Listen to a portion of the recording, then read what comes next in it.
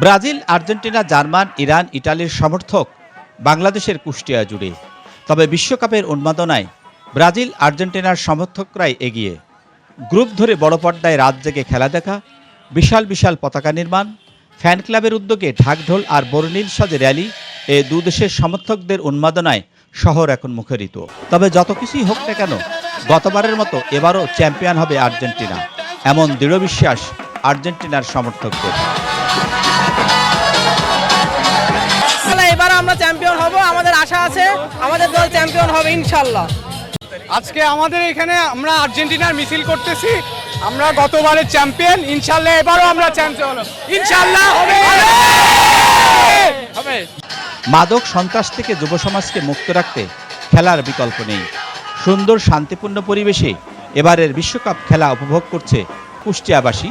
চলবে ফাইনাল খেলা চলা পর্যন্ত, এমন কথা জানালেন আর্জেন্টিনা ফ্যান ক্লাবের সভাপতি SM কাদরি শাকিল।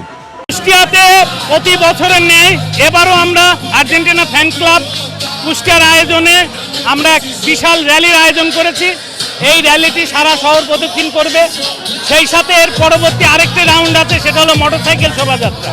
সবাই মিলে একটা আনন্দ ঘন পরিবেশে কুষ্টিয়াবাসীকে উপহার দেওয়ার জন্য এবং মাদক সন্ত্রাস থেকে মানুষ যেন মাদক সন্ত্রাস থেকে দূরে থাকে, এই কোমলমতি ছেলেরা যেন এই যে মোবাইলের হিসেব থেকে দূরে থাকে, আসক্তি থেকে দূরে থাকে, এই জন্যই আমাদের এই উদ্যোগ।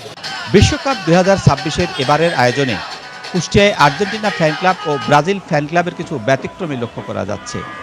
এলোমেলোভাবে শহর জুড়ে পতাকার সারি নয়, সুন্দর পরিচ্ছন্ন পরিপাটি পরিবেশে খেলা উপভোগ চলছে।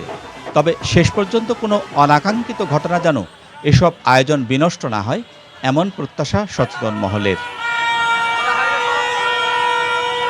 নূর আলম দুলাল, CTC নিউজ, কুষ্টিয়া।